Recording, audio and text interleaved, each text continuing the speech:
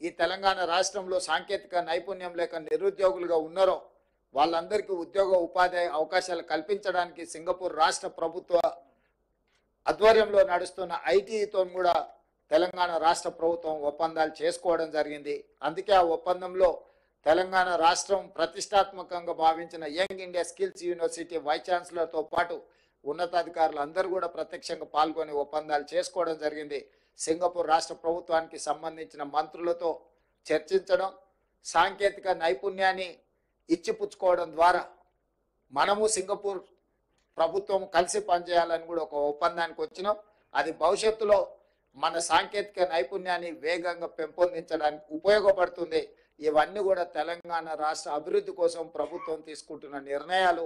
ఈ నిర్ణయాలను అన్నిటిని కూడా యువకులకు, ముఖ్యంగా ప్రజలకు అందరు కూడా చేరవేస్తున్న మీకు అందరికీ మనస్ఫూర్తిగా ధన్యవాదాలు తెలియజేస్తూ, మా విదేశీ పర్యటనకు సంబంధించి ఒప్పందాలకు సంబంధించిన పూర్తి వివరాలను అందించవలసిందిగా మిత్రుడు మంత్రి గారు శ్రీధర్ బాబు గారిని కోరుతున్నాను.